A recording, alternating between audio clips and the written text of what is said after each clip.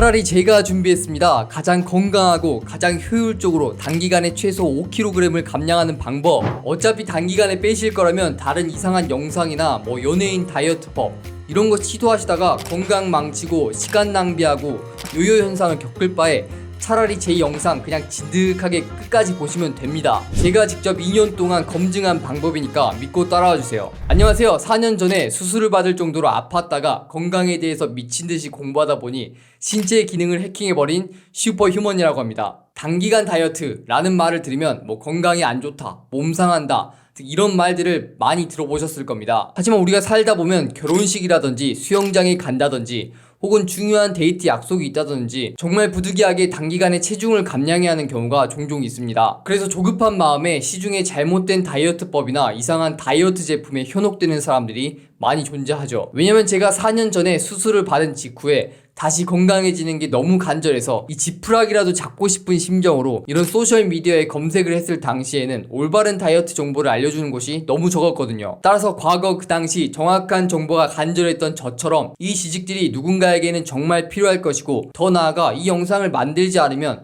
다른 곳에서 정말 이상한 영상, 이상한 내용들, 카더라, 연예인 다이어트 등 여러분의 건강을 망쳐가면서 단기간 다이어트라는 걸 정말 방지하고 싶었습니다. 따라서 이번 영상에서 뇌과학, 호르몬, 대사, 건강 관점에서 진짜 최대한 건강하고 근육 손실을 줄이면서 지방 감소만 극대화하는 방법, 그리고 마지막에는 제가 체지방 감소를 극대화하는 방식에 대해서 모두 정리해서 알려드릴게요. 결론부터 말씀드리면 간헐적 단식과 혈당 수치 해킹을 하면 단기간에 체지방 감소를 극대화할 수 있습니다. 이 방법은 제가 2년 동안 직접 검증을 완료한 상태입니다. 왜냐면 저는 맨몸 운동, 수영, 복싱과 같은 체중이 낮은 상태로 높은 퍼포먼스를 유지해야 하는 운동을 굉장히 즐겨 하는데요. 그에 맞춰 저의 식단 또한 낮은 체지방률을 유지할 수 있도록 구성을 해야 했어요. 그동안 수많은 시행착오를 거치면서 오랜 기간 수정을 해왔고, 이제는 어느 정도 탄탄하게 자리 잡은 것 같아서 자신있게 알려드릴 수 있을 것 같습니다. 서론이 길었습니다. 바로 설명드릴게요. 먼저 단기간에 살 빼는 법이라는 단어에서 살 빼는 법에 대해서만 초점을 맞춰봅시다. 살을 빼기 위해서는 이 두 가지가 무조건 충족이 되어야 합니다. 이 중 하나라도 빠지면 체지방이 절대 빠질 수가 없어요. 첫 번째, 신진대사 유연성. 두 번째, 낮은 혈당 수치. 조금 어려운 말이 나왔죠? 단어가 낯선 분들을 위해서 조금만 풀어서 설명해 드릴게요. 신진대사 유연성은 포도당과 지방을 동시에 연료로 태울 수 있는 상태를 의미합니다. 그리고 낮은 혈당 수치를 쉽게 설명드리면 체내 포도당이 적은 상태를 의미합니다. 즉, 여러분이 탄수화물을 아무리 적게 먹어도 신진대사 유연성이 없는 것, 즉 애초에 몸이 지방을 태울 수 없는 조건이라면 체지방이 빠질 수 없고요. 신진대사 유연성을 갖춰도 계속 높은 혈당 수치를 유지하신다면 신체는 지방을 연료로 사용할 수 없게 됩니다. 왜냐면 포도당은 우리 신체가 가장 먼저 사용하고 가장 선호하는 에너지원이기 때문이죠. 이런 이유로 아무리 칼로리가 낮은 음식을 먹더라도 여러분의 혈당 수치를 자극하는 음식을 자주 먹으면 절대 살이 빠질 수 없는 겁니다. 제로 칼로리 같은 음료를 마시면 절대 살이 빠질 수 없는 겁니다. 왜냐하면 칼로리가 문제가 아니라 이런 음료들은 호르몬 체계를 혼란시켜서 여러분들이 신진대사 유연성을 망치기 때문입니다. 그 이유 때문에 칼로리를 기반으로 식단을 구성하지 않는 겁니다. 다이어트는 호르몬과 혈당 수치, 장 건강을 기반으로 하셔야 합니다. 네, 여기까지가 살 빼는 법에 대한 이론을 간단하게 설명드렸고요. 이제 단기간이라는 요소를 추가해봅시다. 단기간에 신진대사 유연성을 갖추고 최대한 오랫동안 낮은 혈당 수치를 유지하면 단기간에 살을 뺄 수 있습니다. 그 방법이 바로 간헐적 단식과 최대한 오랫동안 낮은 혈당 수치를 유지하는 방법을 조합시킴으로써 가능합니다. 사실 이 두 개는 서로 연관이 있기 때문에 동시에 설명드릴게요. 원래 우리의 몸은 포도당과 지방을 동시에 연료로 사용하도록 진화가 되어 왔어요. 왜냐, 우리가 음식을 먹게 되면 혈당이 오르면서 인슐린이 분비되고, 이 인슐린이 이때 포도당을 글리코젠의 형태로 간이나 근육에 저장하고 우리의 세포에다가 에너지원으로 뿌려지는 역할을 합니다. 이때 처리되지 못한 잉여의 포도당은 지방으로 저장이 되는데요. 그런데 우리 과거 수렵 채집 시절에는 어땠을까요? 우리가 음식을 먹고 나면 한동안은 음식을 먹지 못했단 말이에요. 이때 포도당 신생 합성이라는 것이 발생하면서 우리는 이 지방을 연료로 사용하면서 생존을 유지했고, 이때 함께 체내의 독소와 노폐물들을 동시에 처리했습니다. 이게 우리 신체가 돌아가는 메커니즘이었습니다. 그리고 이때의 몸과 지금의 우리 몸은 다를 게 없단 말이에요. 근데 현대로 돌아와서 현대인들은 쉴 틈 없이 이 혈당 수치를 높이는 음식들을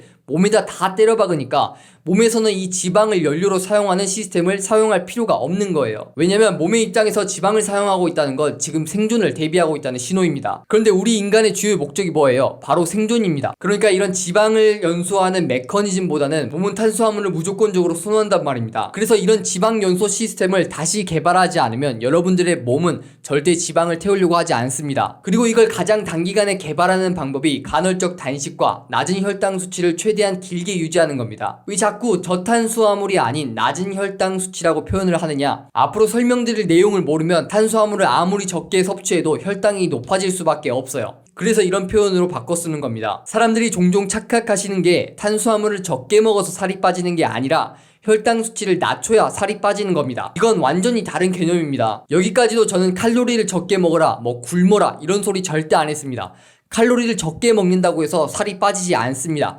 굶으시면 살 절대 안 빠집니다. 다이어트의 본질은 포만감 있게 먹되 자신의 목적에 따라 식단의 구성과 음식의 비율을 바꾸시는 겁니다. 네, 여기까지가 대략적인 이론을 간단하게 설명드렸고요. 이제 그냥 제가 최단기간 체지방 감량 프로그램을 그냥 제시해 드릴게요. 우선 16시간 공복을 유지하시는 겁니다. 그리고 이제부터 정말 중요해요. 첫 끼를 먹을 때 사과식초 한 티스푼 물에 조금 타드세요. 왜냐면 식사 전에 사과식초를 먹으면 혈당 수치를 최대 30%까지 낮출 수 있습니다. 혈당 수치를 30% 낮출 수 있다는 건 그만큼 지방 축적을 최대한 방어할 수 있다는 겁니다. 그 다음 다양한 채소를 먼저 먹는 겁니다. 왜냐면 아까 최대한 건강함을 유지시켜드린다고 해드렸어요. 건강함이란 어떤 걸 의미할까요? 바로 장내 미생물 환경이 건강한 걸 의미합니다. 채소를 먼저 섭취하면 첫 번째, 장내 미생물 환경을 최적화시킵니다. 장내 미생물 환경이 엉망이면 혈당 수치가 빠르게 오를 수밖에 없어요. 왜냐면 장내 미생물이 하는 역할 중 하나가 포도당을 에너지원으로 바꾸는 역할을 하는 겁니다. 두 번째, 혈당 수치를 최대한 낮출 수 있어요. 식사를 할 때 탄수화물을 가장 먼저 섭취하게 되면 장은 이 탄수화물을 다이렉트로 몸에 흡수시킵니다. 그래서 바로 혈당 수치가 급격하게 오르는 거예요. 근데 탄수화물을 섭취하기 전에 채소를 먼저 섭취해주면 채소에 있는 섬유질이 분해되면서 나오는 물질로 이 장을 쫙 코팅시켜주기 때문에 탄수화물이 최대한 천천히 흡수가 되는 겁니다. 이에 대해서 더 공부하고 싶으면 글루코스 혁명이라는 책을 꼭 추천드립니다. 그 다음에 단백질과 지방을 드시는 거예요. 그리고 첫 끼니로는 탄수화물을 먹지 않습니다.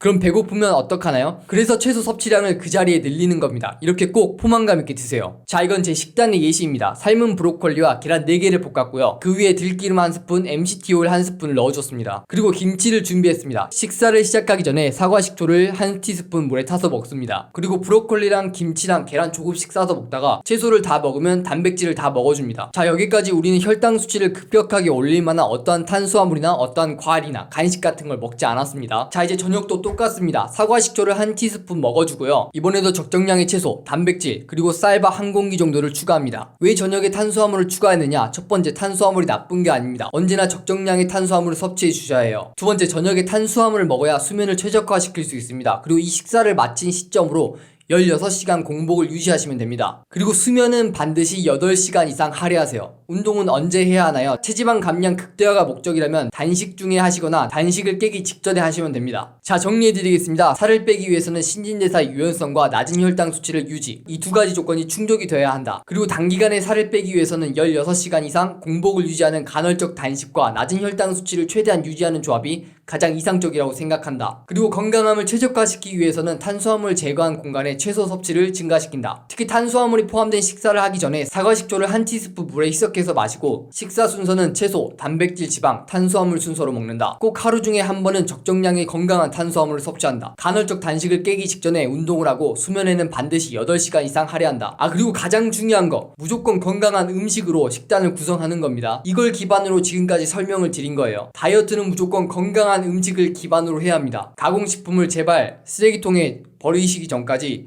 제발 따라하지 않으셨으면 좋겠습니다. 네, 여기까지입니다. 도움이 되셨으면 좋겠고요. 다이어트 성공에 꼭 좋은 결과 얻으셨으면 좋겠습니다. 다음 영상에도 여러분들이 최고의 신체를 찾아 슈퍼휴먼이 될 수 있도록 돕는 영상을 가져오도록 하겠습니다. 시청해주셔서 감사합니다.